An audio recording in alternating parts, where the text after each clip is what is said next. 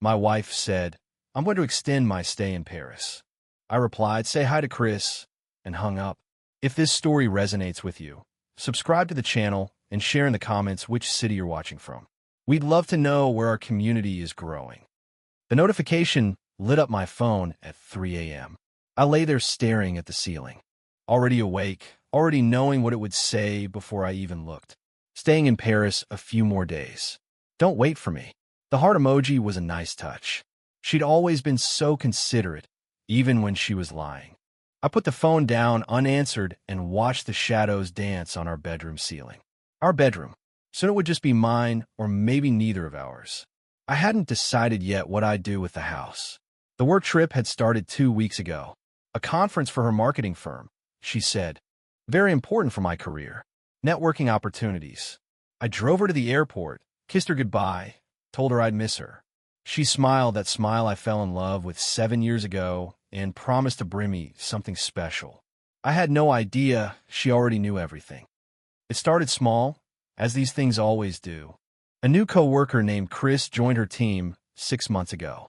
Suddenly, Chris became a regular in her stories. Chris told the funniest joke today. Chris suggested this cool restaurant for the team lunch. Chris thinks I should go for that promotion. Chris. Just a friend, she assured me when I asked about him.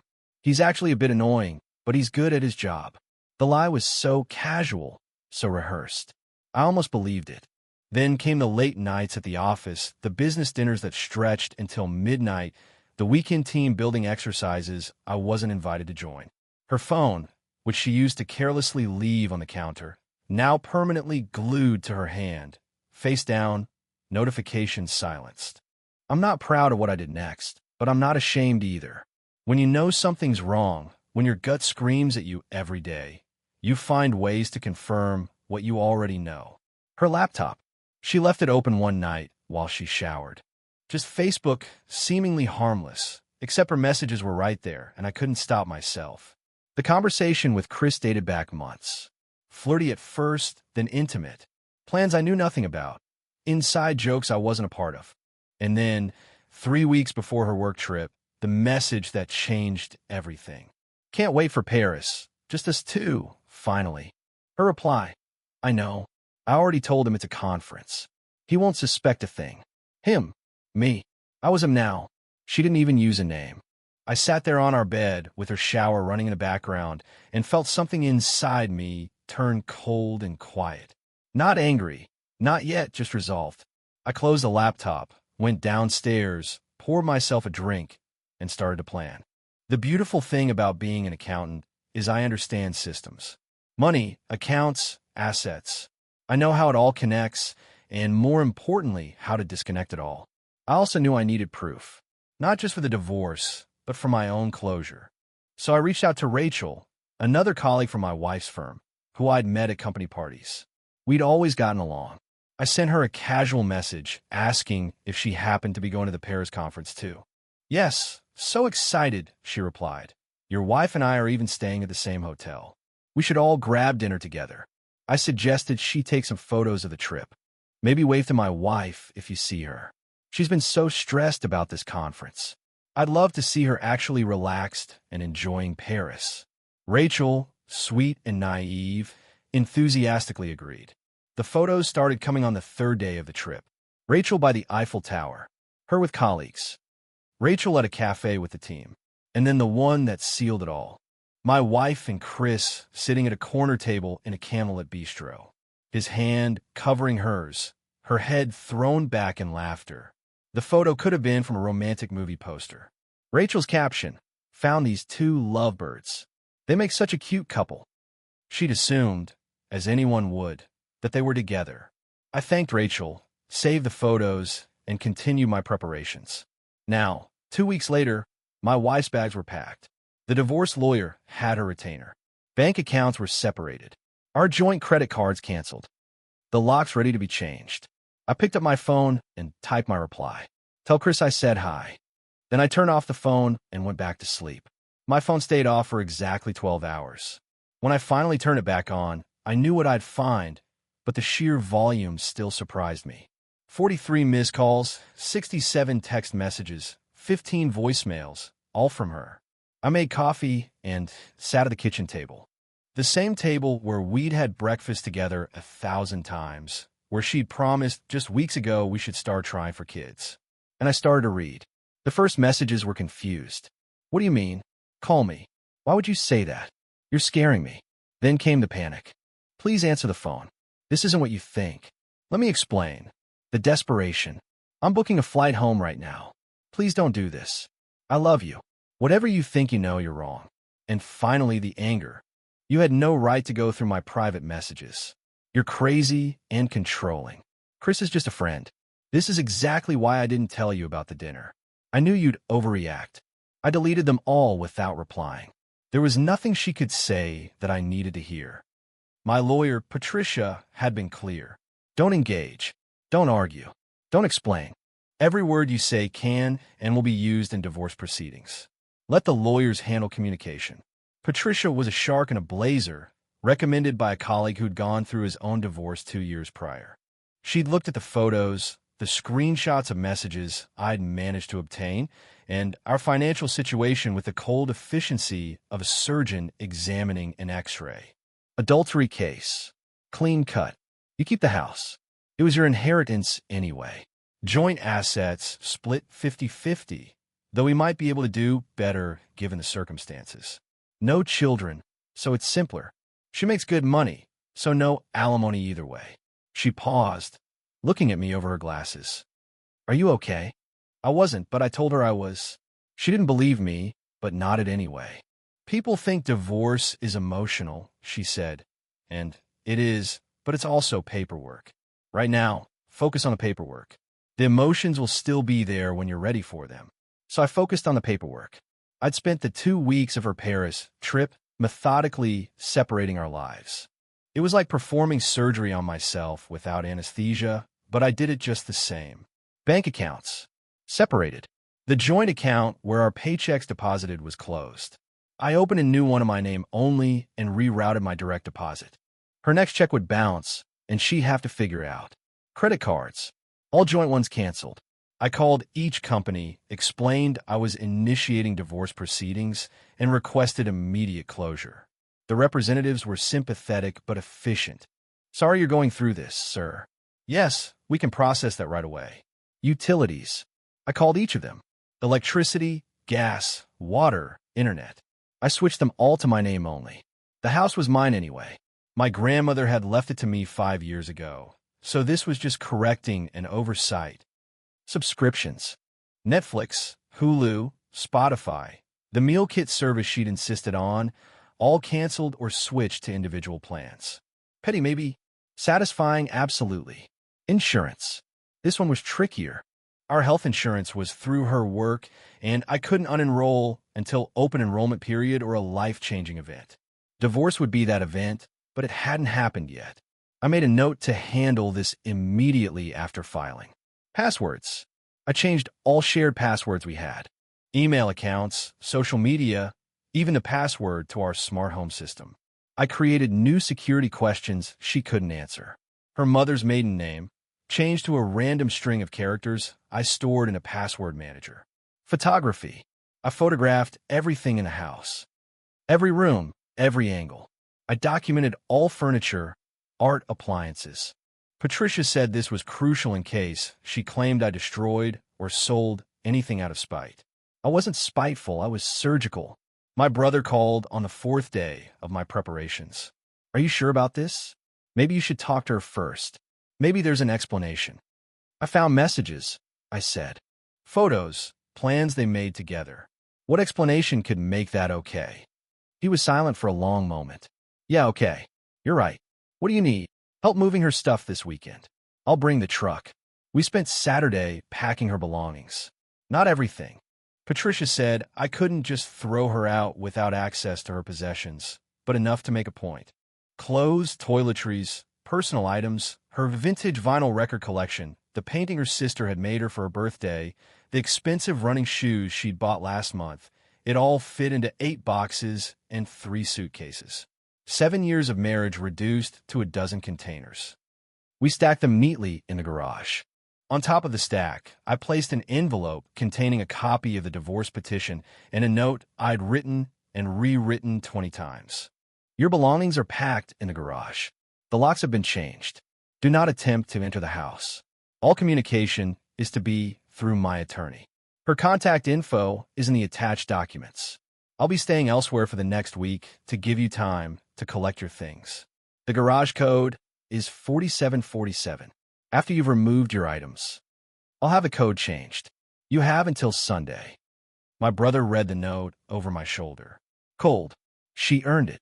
Now, sitting at the kitchen table with my coffee and her deleted messages, I felt that coldness settle deeper into my bones. In 24 hours, she'd be home. She'd find everything I'd done, and this would become real in a way it hadn't yet been. I finished my coffee, rinsed the mug, and put it in the dishwasher. Then I called my brother. Can I crash at your place for a week? Doors are always open, brother. I packed a bag and left the house. I wasn't there when she got home, but I heard about it anyway. My neighbor, Mrs. Patterson, called me on Tuesday afternoon. She was 73, lived alone since her husband passed, and treated our quiet suburban street as her personal surveillance operation. Normally, this was annoying. Today, it was useful. Your wife got home, she said without preamble. I saw her getting out of a cab around noon. She tried her key on the front door for a good 5 minutes before she seemed to realize it wasn't working. I could picture it perfectly. The confusion, then the rising panic. Checking and rechecking the key. The slow dawning realization. What did she do? I asked. She went to the back door. Same problem. Then she tried the garage code. I could see her from my window. When that didn't work either, she just stood there in the driveway for the longest time. Just stood there. Then she started calling someone. Very animated conversation. Lots of pacing back and forth. Her lawyer probably, or Chris, maybe both. And then she noticed the garage code pad blinking. You know how it blinks when you put in the wrong code too many times. She tried the old code again, but then she tried a few others. Took her about 20 tries, but she got in. Our anniversary. The one thing I hadn't been able to complicate. She found her boxes. Oh yes, I saw her carrying them to her car. Took her 4 trips. She was crying by the end. Looked absolutely devastated, the poor dear. Mrs. Patterson paused. Though I suppose there's a story there I don't know.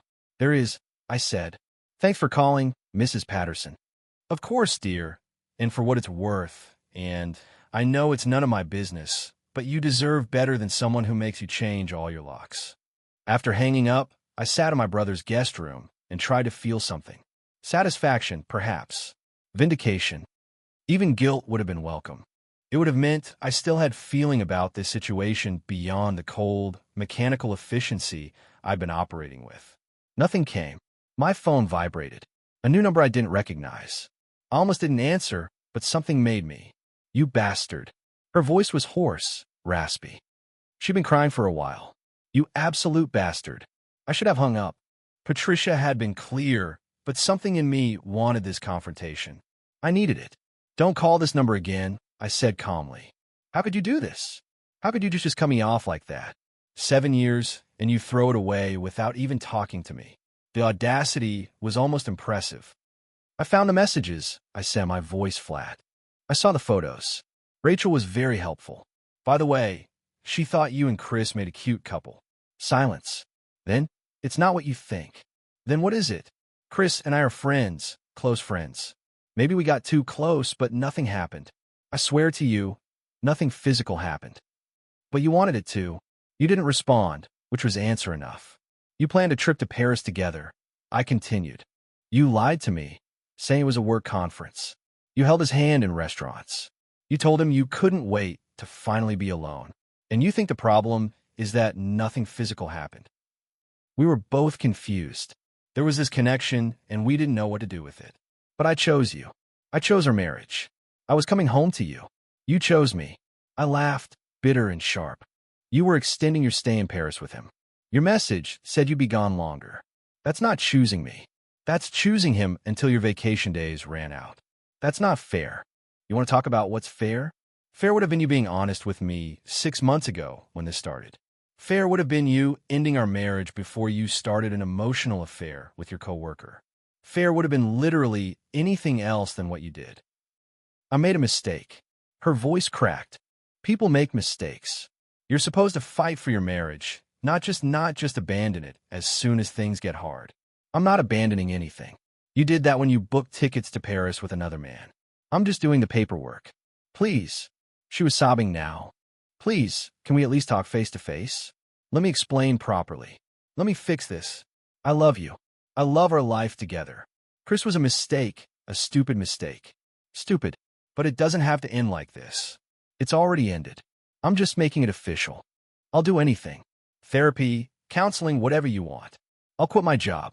I'll never speak to Chris again. I'll do whatever. Enough. My voice was harder than I'd ever heard it. Just enough. Do you really think I could ever trust you again? Every time you were late from work, every time you texted someone, every time you smiled looking at your phone, I'd always wonder. That's not a marriage. That's a prison sentence. So that's it. 7 years, and you're just done. You were done the moment you started lying to me. I'm just catching up. I hung up before she could respond and blocked the number immediately. Then I blocked her real number too, the one I should have blocked all along. My brother knocked on the door. I heard you on the phone. You okay? She tried to apologize. Said nothing physical happened with Chris. I snorted. And you believe her? Doesn't matter if I believe her or not. She emotionally checked out of our marriage months ago. The physical stuff is just details. He sat on the bed beside me. You know what Dad used to say? Trust is like a mirror. Once it's broken, you can put the pieces back together, but you'll always see the cracks. When did Dad say that? After his first divorce, before he met Mom. I'd forgotten my father had been married before. It was ancient history, never mentioned. Did he ever regret the divorce? My brother considered it. I asked him once. He said no. Said some things are just too broken to fix, and the kindest thing you can do for everyone involved is to acknowledge it and move on. We sat in silence for a while. The papers are being served tomorrow, I finally said. Patricia's process server is going to her sister's house. That's where she's staying apparently. And then we wait. 30 days minimum before the divorce can be finalized, assuming she doesn't contest it. If she does, I paused. She'll contest it, my brother said with certainty. She's not ready to let go. Doesn't matter if she's ready or not. It's going to happen anyway. She didn't contest the divorce. She launched a siege. The most disturbing part was she'd started posting on social media. Our relationship had always been private. We weren't the couple who posted everything online, but suddenly her Facebook was filled with archival photos. Us on our wedding day, vacation photos from years ago, quotes about forgiveness and second chances. Her friends' comments were predictable. You two are so perfect together. Red heart, whatever you're going through, you'll get through it. Marriage is hard, but it's worth fighting for. None of them knew what had actually happened. She was building a narrative, playing the part of the devoted wife fighting for her marriage against an unreasonable husband. I didn't respond. I didn't post counter-arguments. I didn't try to tell my side. Patricia had been clear. The court doesn't care about social media drama. Let her perform for an audience. You stay quiet and dignified. But keeping quiet was getting harder and harder. In the second week after the papers were served, I came home. I'd moved back in after she'd collected her things and found her car in the driveway. She was sitting on my front porch. You changed the garage code, she said as I got out of my car. Her eyes were red-rimmed, her hair dirty. She looked like she hadn't slept in days. You need to leave, I said without approaching her. It's still my home, too, legally until the divorce is final. The house is mine, my inheritance. Your name was never on the deed. But we lived here together. I have rights. No, you don't. And if you don't leave right now, I'm calling the police for trespassing. She stood up, swaying. She'd been drinking. I just want to talk. 5 minutes, please. 5 minutes, and I'll leave and never bother you again. It was a lie. Obviously, 5 minutes would turn into an hour into her trying to stay the night, into her trying to worm her way back into my life. But I was so tired of this. Tired of the calls to my family, the emails to my friends, the social media performance. Maybe if I let her say her piece, she'd finally accept this was over. 5 minutes, I said from the porch. You're not coming inside. We sat on opposite ends of the porch swing my grandmother had installed decades ago.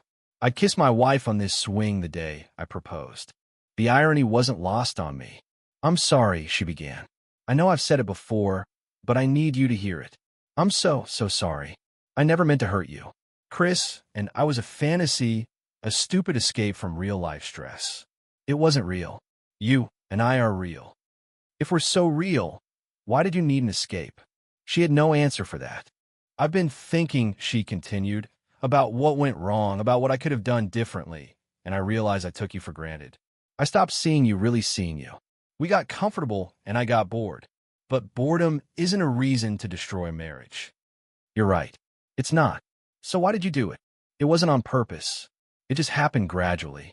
The messages with Chris got more frequent. Lunches turned into dinners. Work conversations turned personal, and by the time I realized I'd gone too far, I didn't know how to stop it without losing everything. So your solution was to go to Paris with him and hope I'd never find out. I was going to end it. After Paris, I was going to tell Chris I was choosing my marriage. Paris was going to be closure. I actually laughed. You were going to end your emotional affair by going on a romantic trip to one of the most beautiful cities in the world. Do you hear yourself? I know how it sounds. You know, because it sounds like you wanted one last hurrah before you had to face the consequences. It sounds like you wanted to have your cake and eat it too. It sounds like you're still lying. Even now, her face crumpled. I'm not lying. I love you. I've always loved you. You don't love the idea of me. You love the comfortable life we built. You love not having to deal with a mess of divorce. But you don't love me. If you did, you never would have done this in the first place. That's not true. Your 5 minutes are up. Leave, please, just... I stood up and pulled out my phone. I'm calling the police. You have 10 seconds to get off my property. She left crying, swaying towards her car. I watched her drive away and then went inside and locked every door. Checked every window. Then I sat on my couch and finally, for the first time since all this began, I cried. Not for her, not for us, but for the person I used to be. The one who trusted completely and loved without reservation. That person was gone, and I mourned him. The next morning, I woke up to an email from Patricia. She's requested mediation. Wants to discuss divorce terms. Are you willing? I typed back, what are her terms? She wants the house. I called Patricia immediately. Absolutely not. I told you that wasn't going to fly. The house is your separate property, inherited prior to the marriage. She has no claim, but she's arguing she's worked on it, that she's contributed to renovations. We painted a bedroom. That's it. I know, and the judge will know, but she's grasping at straws. People do that when they're desperate. What else does she want? Alimony. We make almost the same amount of money. There's no grounds for alimony. Again, I know. This is all bluff. She expects you to negotiate, to give her something to feel like she won. My recommendation, offer nothing. You have the proof of infidelity. You have the financial records showing a clean separation. You have everything documented. She has nothing except a good story and increasingly desperate tactics.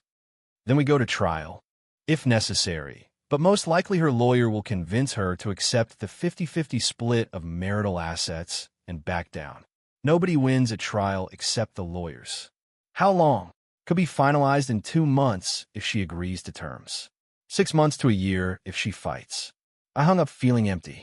This was supposed to be simple. Catch her cheating, file for divorce, move on.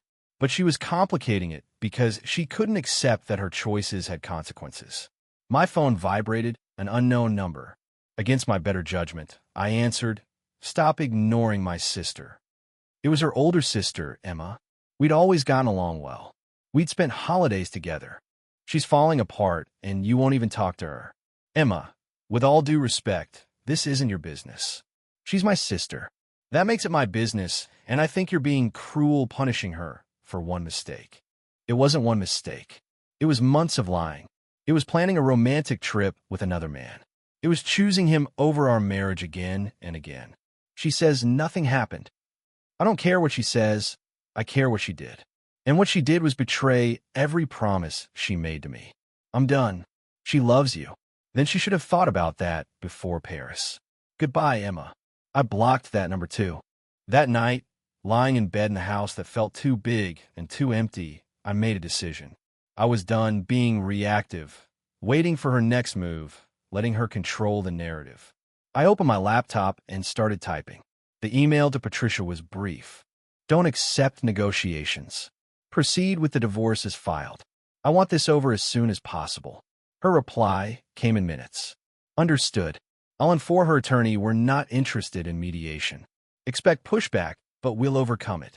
Are you doing the right thing? I was. The question had haunted me for weeks, whispering in the quiet moments. 7 years of marriage ended over messages and photos and plans that maybe possibly could have an innocent explanation. But I hadn't gone over this enough times in my head. The messages weren't ambiguous.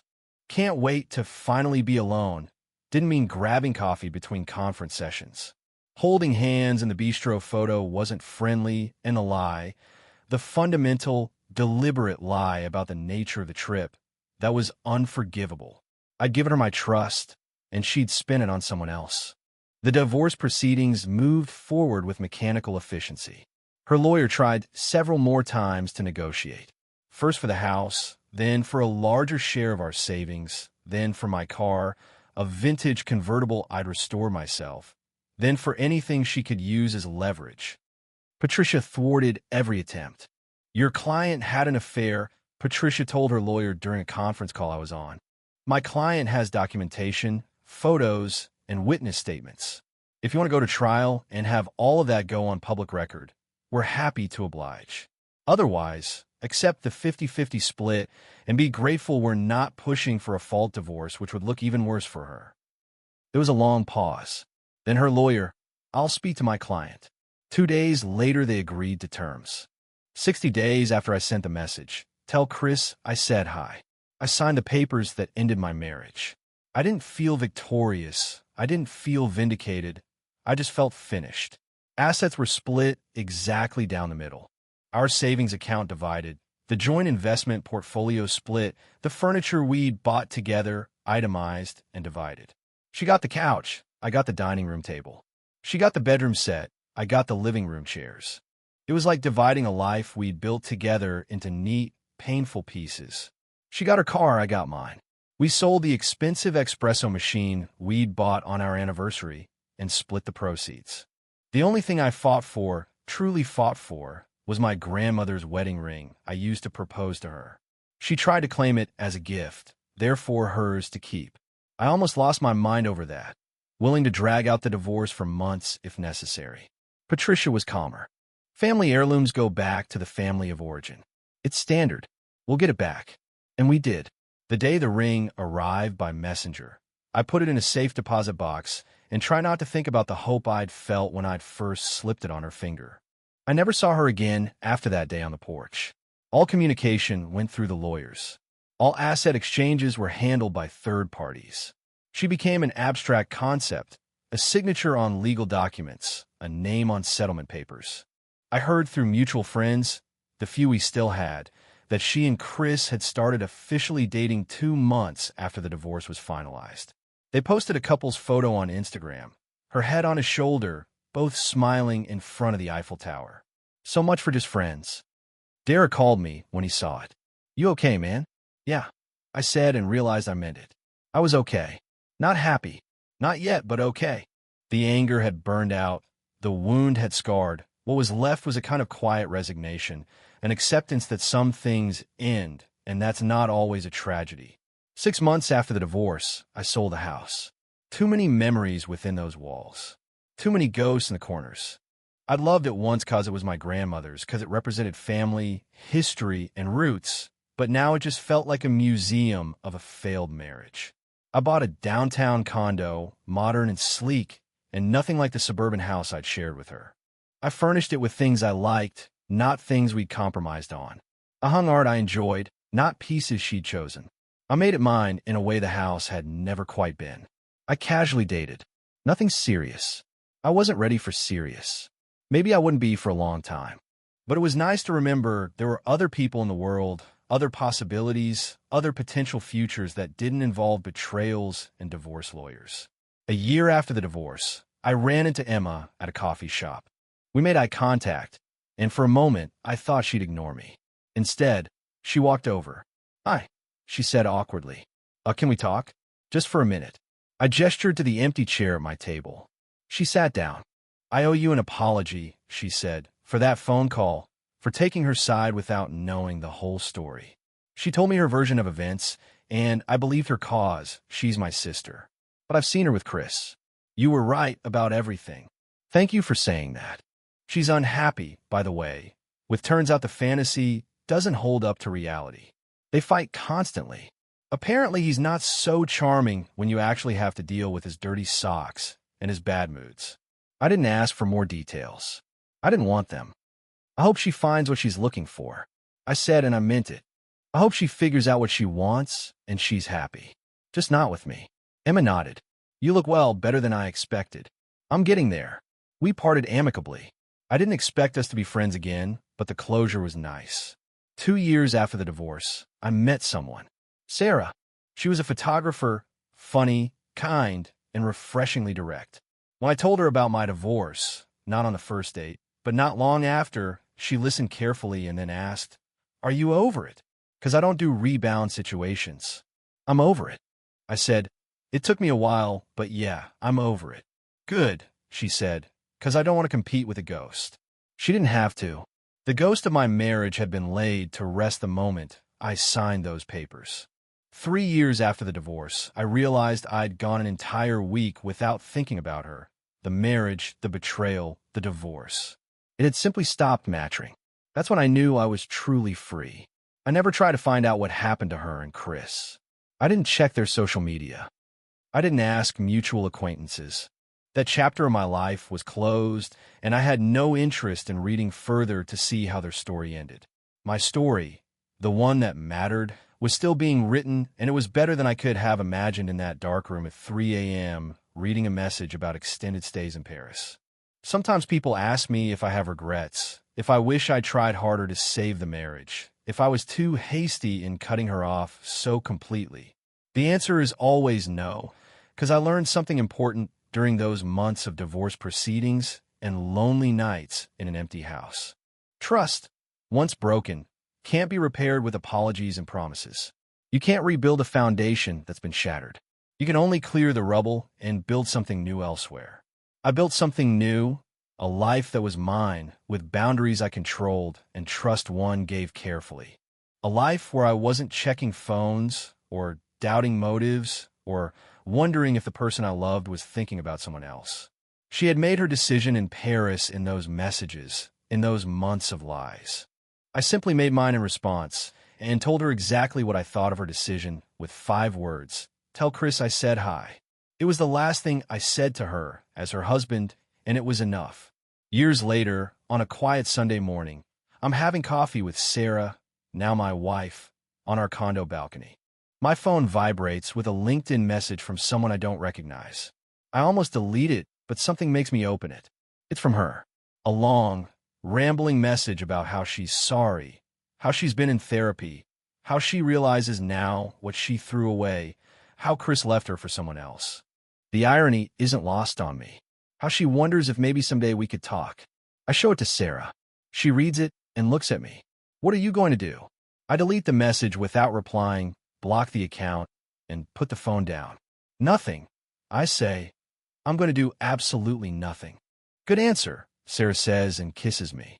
Some doors once closed should stay closed. This is one of them.